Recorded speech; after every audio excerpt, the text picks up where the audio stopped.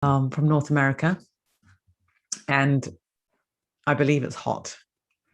So really all good wishes to you in the heat, and I really hope you're not being too adversely affected. And the fires, remember last summer we had the fires and we were sending Jeannie love in Portland, and it looks like it's all happening again. Okay, fantastic. So let's begin because it's 7 o'clock. And well, here in the UK, oh, okay, so Jeannie's saying it, or Susan says it has been hot, but the fires are bad. Yeah, it's really, really shocking, isn't it?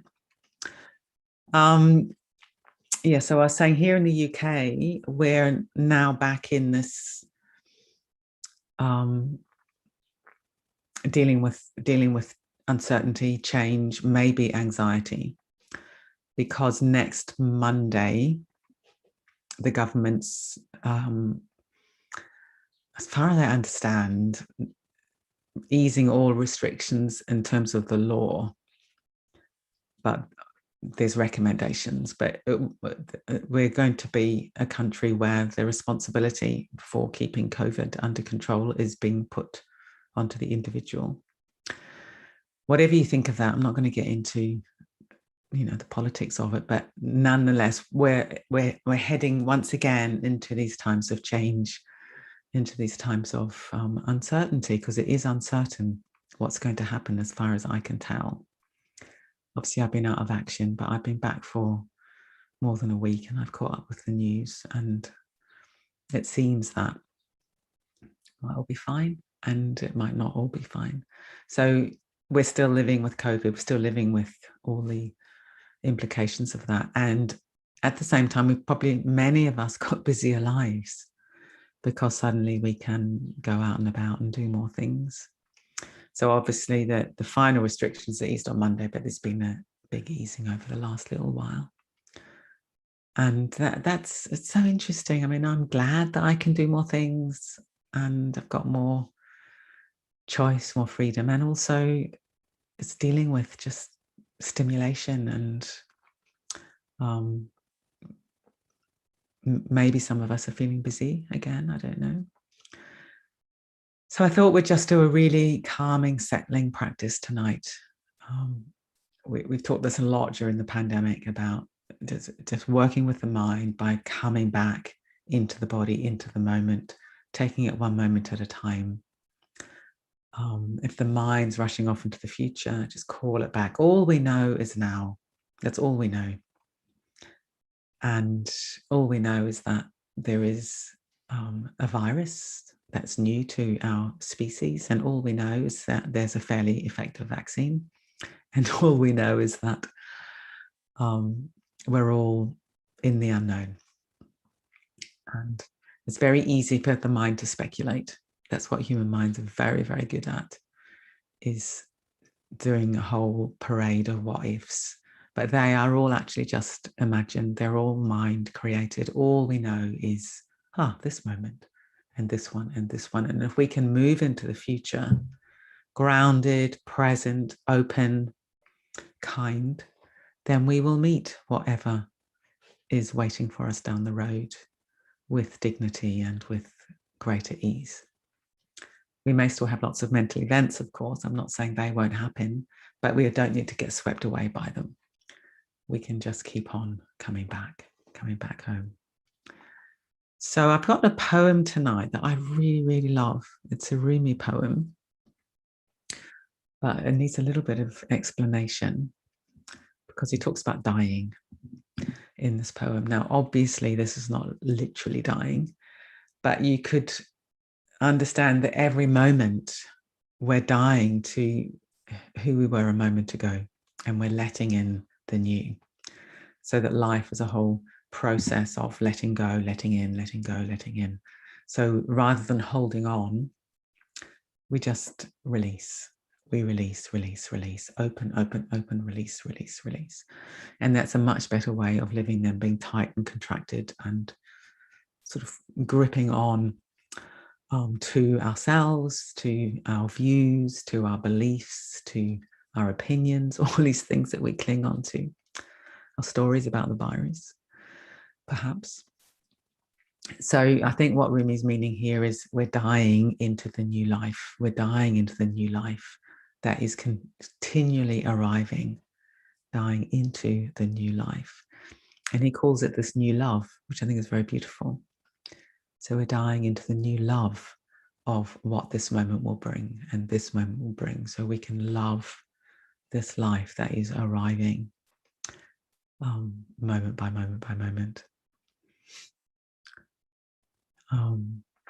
So I'll just read the poem and then we'll move into the practice, which, as I say, will be mainly a stabilizing, breath-based, body-based practice to give us resilience and strength and resource us during these times of change. Now, obviously, I've been a little bit, I've been almost completely UK-centric, so I apologize to those of you who are living in other countries. We've got some people on the continent, Europe, other people in North America. But you will have your version of this for sure. You will have your version of this. You know, it might be your government's changing guidelines. It might be COVID's coming back. It might be you've got fires. It might be you've got unprecedented temperatures. Whatever it is, you know, life is always life has always got this element of uncertainty and unpredictability. And very often we suffer because we harden against that. And we get fearful. But if we can just rest, relax, take it one moment at a time, then life is easier. And of course, this also applies to living with chronic pain, chronic health conditions. And I know many of us here have that situation as well. I think it's been one of the greatest lessons for myself, living with chronic pain, is I don't know how it's going to be next week. I don't know how it's going to be tomorrow. I don't know how it's going to be in 10 minutes time. So trying to learn to call the mind back when it gets into catastrophizing and all the what ifs, and just be present. Good. I hope you can hear me okay. Can you hear me okay? I'll try and keep my voice up because one week someone said I got too quiet. Okay, so we'll settle and then I'll read this poem. You just let it in and then we'll move into the practice. Of course, the first thing to do is to choose a position for the body. And to do that wisely and with awareness. So you don't need to just stay in the position that you're in right now. You might choose to stand. You might choose to lie down. You can do slow walking during the practice if you'd like to. And then once you've chosen your position, settling into it again with awareness, with intentionality. So don't just slump into your position, but think, this is my body and I'm going to position it with care and I'm going to position it with love.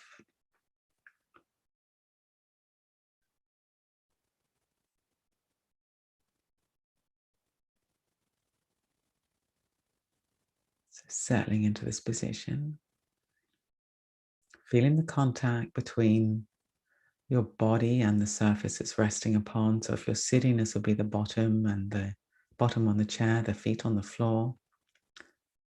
If you're lying down, it will be your back. If you're standing, it'll be the soles of your feet. If you want to, you could take a deeper breath in and then release. Arrive, let go with each out breath. Do that a few times.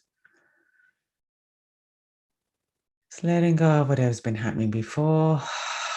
Arriving in this moment, in this body, in this meditation with these companions. And when you're ready, you can allow your breathing to settle and to find its own natural rhythm.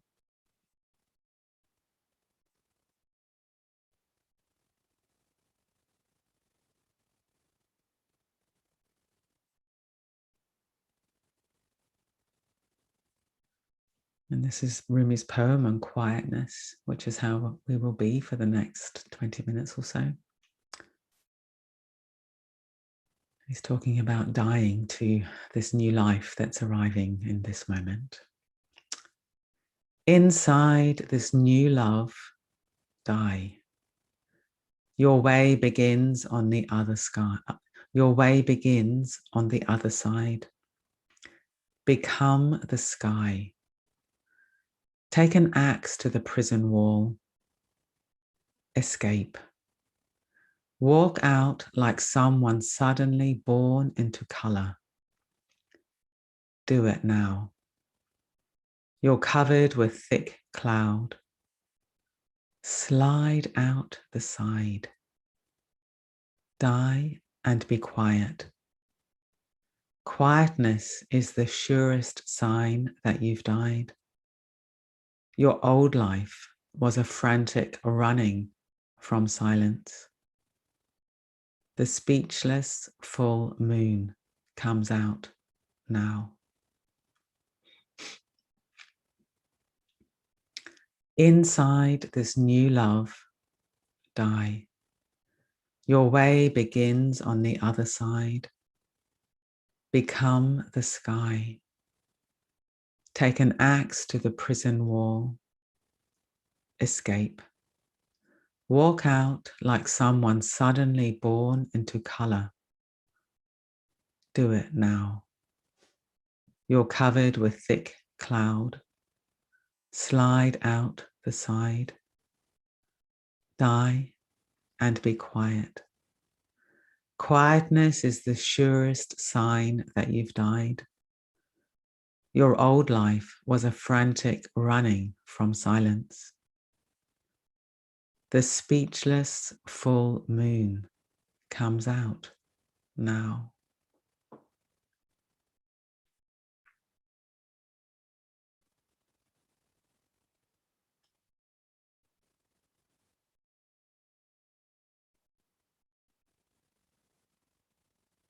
So letting those words drop down into the heart.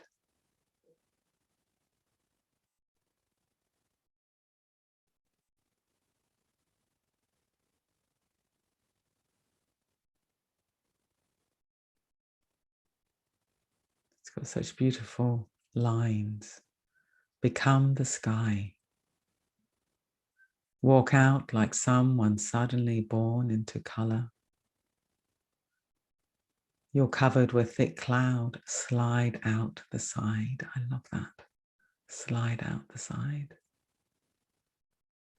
And then it's imperative. Do it now. Do it now.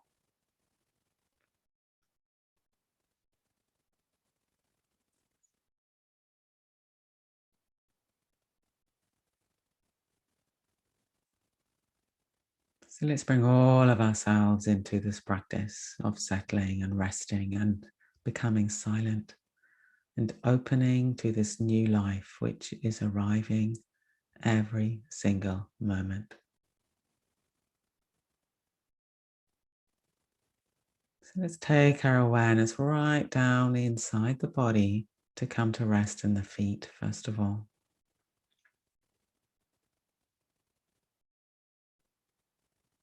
Is the contact with the floor, perhaps if we're sitting or standing.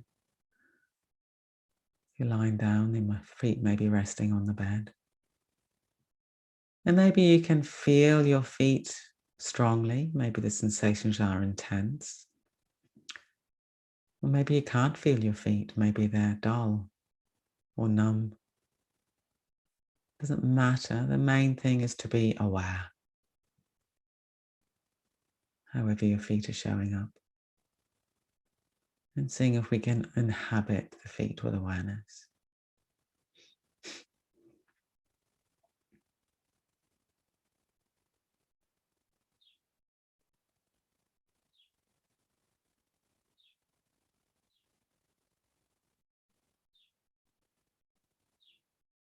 And imagine that awareness is like water and it's drenching the feet. No part left out. And now this sense of being drenched in awareness flows through the ankles and up into the legs, the lower legs, the knees, the upper legs. And again, the sensations might be strong or they might be dull, even absent. Having awareness of the legs, however they're presenting themselves to your awareness.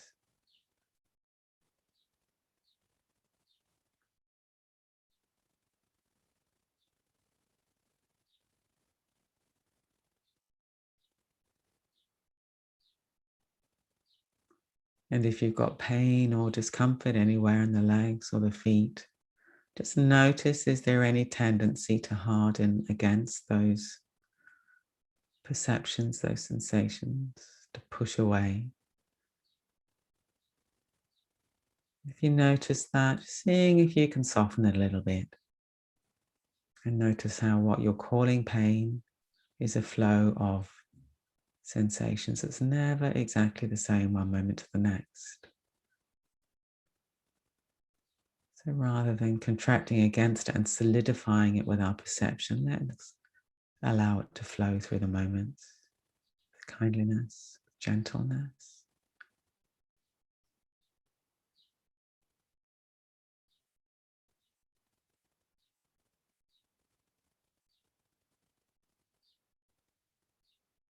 And flowing up now into the buttocks. For sitting, seeing if we can let the buttocks be soft to yield up to the chair. If you're lying down, likewise, let the buttocks be soft. If we're standing or walking, letting them be soft.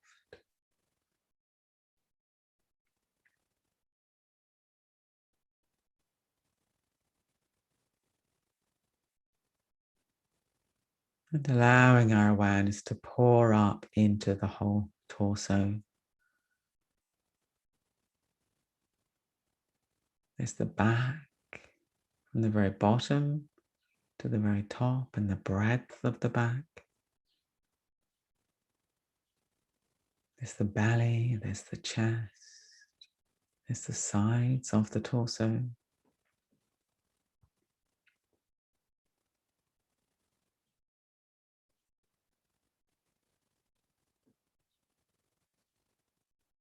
Allowing the whole torso to open a little bit in all directions on the in-breath and to subside a little bit in all directions on the out-breath.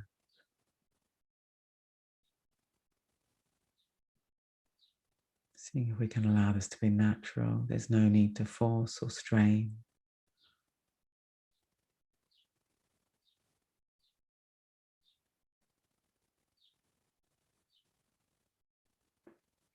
So there's this rhythm of breathing in the whole torso. Got any areas of discomfort? Allowing these to be massaged by this flow of breathing.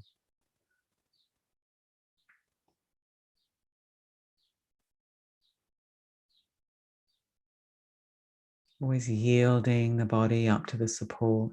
So we're not gripping onto the body with effort, but we're resting and we're breathing. Sometimes I even think the body is being breathed. I'm not doing anything in terms of willed action. I'm getting out of the way and I'm allowing breathing to happen in the whole torso.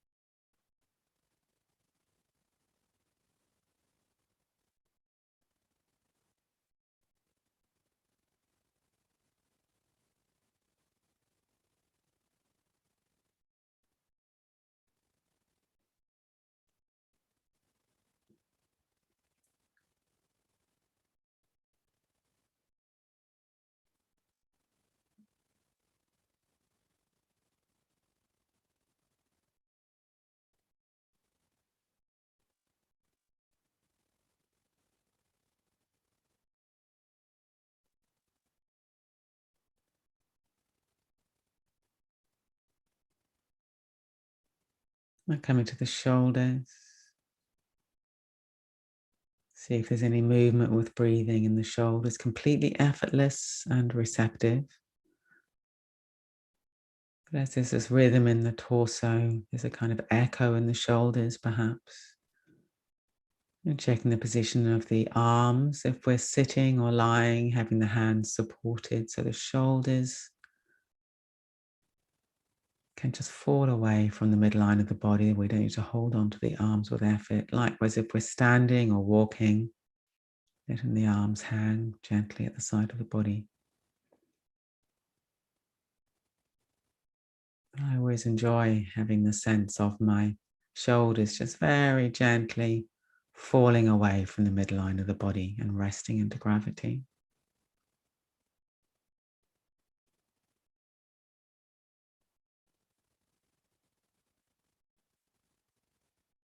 And allowing our awareness to pour down through the shoulders and down through the arms, through the upper arms and the elbows, the lower arms. Again, letting the awareness be like water, so it's drenching the arms, no part untouched by awareness.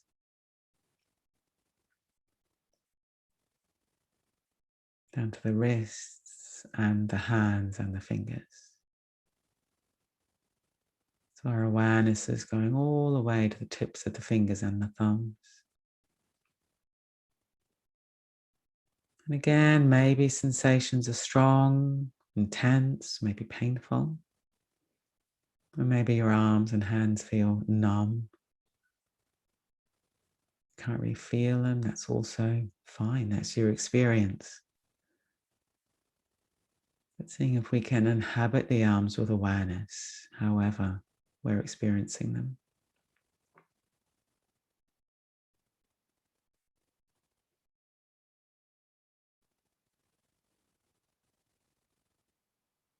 It's always interesting to check in on the fingers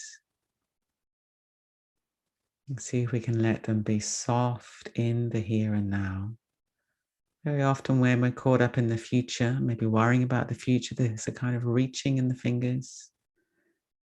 Holding on to the past is a gripping in the fingers. It might be very, very subtle, but it's so interesting to check that out and just let the fingers and the thumbs be soft and present.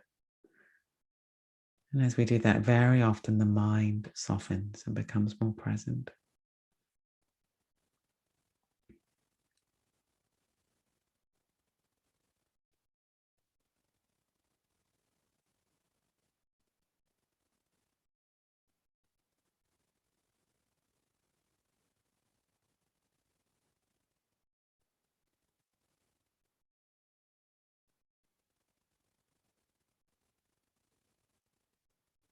Allowing our awareness to flow back up through the arms, through the shoulders, into the neck and the head. So at this point, let's just check the position of the head. If we're sitting, just checking that the head is as aligned as possible. Releasing through the base of the skull and yet keeping the throat soft. Maybe the chin tucked in just a tiny bit. We're lying down. Can you give the weight of the head up fully to the pillow or the cushion? Standing or walking, just checking the alignment.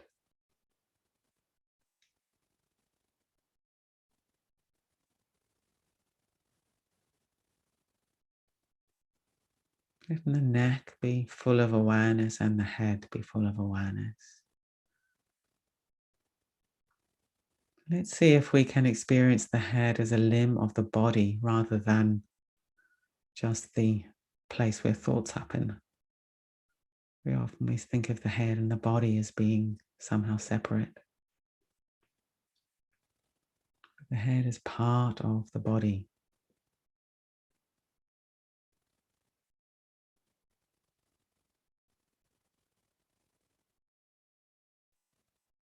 What sensations can you feel in your head? Maybe temperature.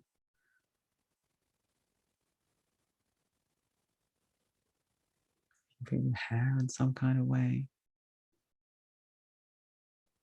And let's allow our awareness to pour into the whole face, the forehead, eyebrows, space between the eyebrows. What's happening there? If you're frowning, just see if you can release a little bit, soften. Let the eyes be soft,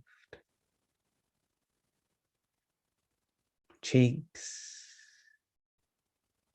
nose, lips soft. Let the tongue be soft in the mouth and the jaw soft.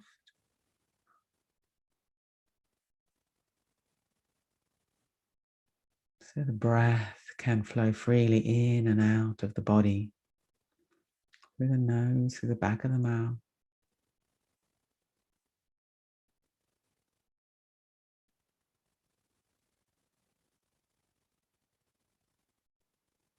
And I always like to imagine my brain softening, instead of my brain being sort of tense and tight and full of thoughts. Just let the brain rest inside its cradle of bones inside the head.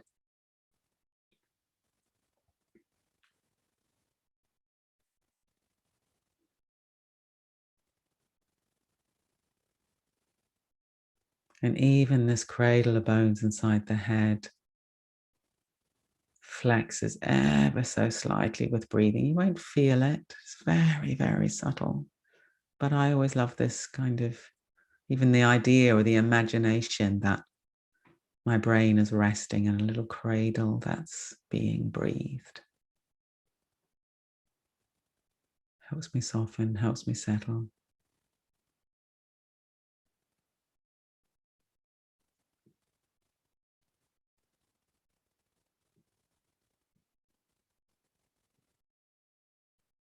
And now let's broaden to be aware of the whole body, the legs and the torso and the arms, the neck, head. And rather than experience the body as all these different parts, let's experience the body as flow. Sensations flowing, energy flowing, breathing flowing. And our awareness is resting inside that experience.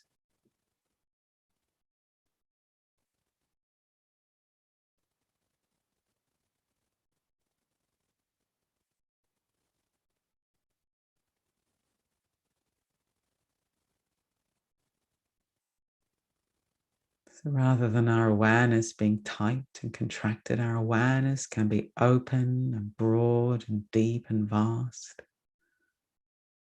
It is all these experiences of embodiment that are taking place within that awareness. And this is what Rumi means when he says, become the sky. Our awareness can be like the sky. Everything else arising and passing like a river, flowing ceaselessly.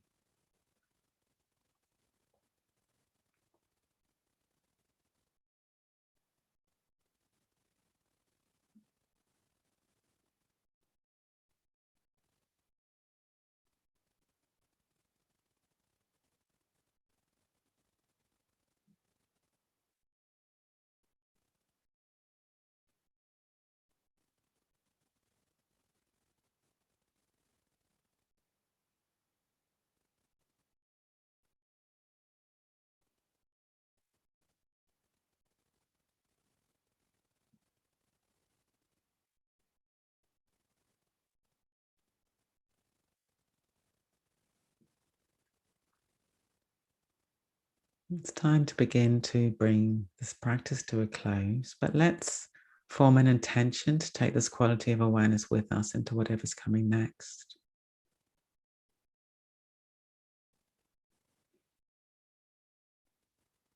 Being a little more open, perhaps, present, perhaps,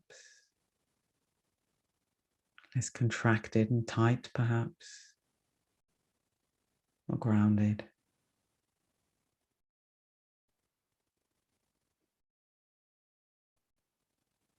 During the day, you could perhaps remember some of the lines from the poem. And I'll just read the poem out again now to conclude, and I'll post it on the community of practice as well. Inside this new love, die. Your way begins on the other side. Become the sky. Take an axe to the prison wall. Escape. Walk out like someone suddenly born into color. Do it now. You're covered with thick cloud. Slide out the side. Die and be quiet. Quietness is the surest sign that you've died. Your old life was a frantic running from silence. The speechless full moon comes out now.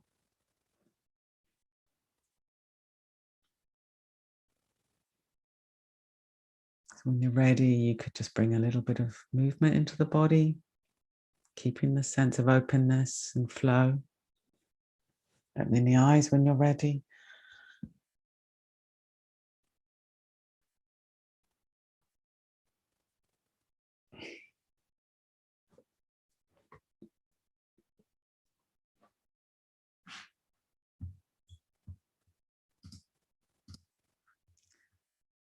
Good.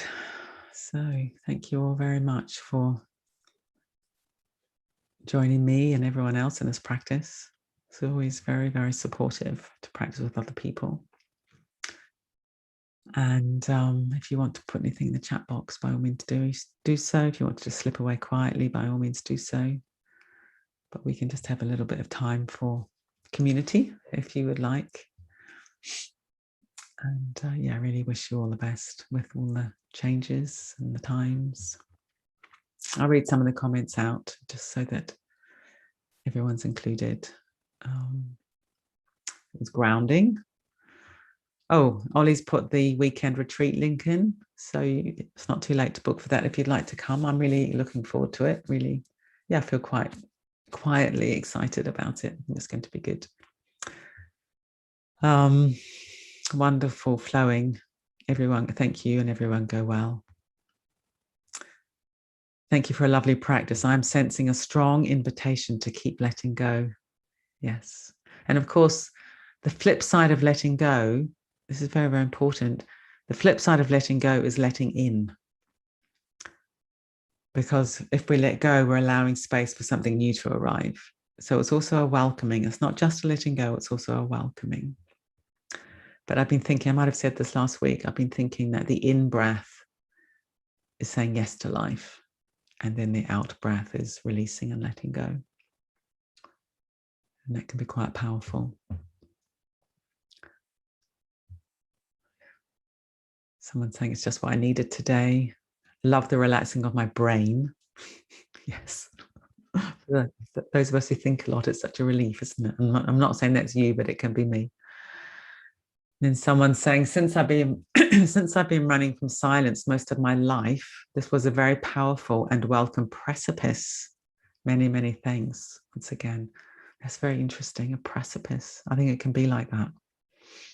What I find very interesting about that poem is he doesn't, it's not all soft. You know, even this metaphor of taking an axe to the prison wall and a precipice, of course, it's not a gentle rolling hill, it's a precipice. But life can feel like that sometimes. We have to be, well, that's what we're going to talk about probably at the weekend, this courageous aspect of mindfulness. Mind calm and clear, thank you. Meg, thank you so much. Looking forward to the weekend. Go well, everyone. Thank you, Vijamala. I was feeling a bit anxious about the freedom of restrictions being lifted. Yes, I'm sure many people are. And I think people with health conditions, I heard this on the news, if you're vulnerable, then knowing that everyone else in the population is just going to be merrily going about breathing on everybody, that's complex. People have been saying it's the opposite of Freedom Day. If you're vulnerable, you're going to have to be more careful. So, of course, the thing we can all do as individuals is be kind and thoughtful of others in terms of how we behave. It was beautiful, beautiful poem. Remembering to allow the breath. Oh, this is good. Remembering to allow the breath helped slip from under the cloud. Yeah, and that's such a great image, isn't it? We're covered by thick cloud, slide out the side. What does that mean? Very calming, and thank you so much for the wonderful poem. Thank you so much, and warmth to all. Rick Hansen says the brain resembles tofu. Could be a good image. Yeah, that's good. Because sometimes the brain can feel like a great big rock, can't it? Like a boulder. So tofu is all squidgy. That's much better. Beautiful. My hands were gripping, which I found interesting. Yeah, really check in on your hands, everybody, during your day, because the hands do express the mind very directly and immediately. I also loved visualizing my brain being held by my breathing skull. Yeah, and that is true. You know, that we think it's all rigid, but the brain does sit in a kind of cradle of bones, and they do participate in breathing. Very, very subtle, but there's this kind of flow of fluids and breath, even inside the skull. Many thanks to you all for being there this evening. Anita and Steph, lovely to return. Makes a seriously good change from watching football and tennis. Yes, I can relate to that, because I love sport, and I got back from, you know, being on my own in a field for 4.5 weeks, and then binged on watching stuff. Like Sunday was so stressful. Oh my God, we had the men's Wimbledon final followed by the UEFA final. For those of you who aren't in England, this is the European football thing, which is a massively big deal for England. And England was in the final for the first time in 55 years. So I don't think I breathed properly for the whole afternoon and evening. So I'm so relieved it's all over. Although we have got the Olympics coming out, which will provide another cause of stress.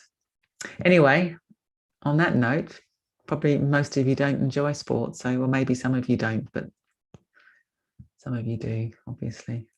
So go well, take it one moment at a time. If you watch lots of, well, there's no tennis to watch now, there's no football to watch, so that is a relief. But whatever it is that you're engaged with, watch your feel your hands, or notice your hands. Release. Your brain is tofu, breathing in a little cradle. And take it one moment at a time, and whatever happens, we just meet it. That's the invitation of the human, for us all as humans. We can't control what happens, but we can have some initiative in terms of how we meet whatever happens. So as we move into these times, may we all meet it with as much grace and dignity and love as we can. And see some of you at the weekend, hopefully lots of you at the weekend, and others of you next Tuesday. So thank you very much. And oh yes, I keep forgetting this bit. If you want to unmute and say goodbye to one another, then please feel free to do so. Thank you. Bye. Thank you. Thank you. Bye everyone. Thank you for the manner. Bye. Thank you, Ollie. Thank you so much. Thank you. Bye. Bye everyone. Thank you. Bye. Thank you.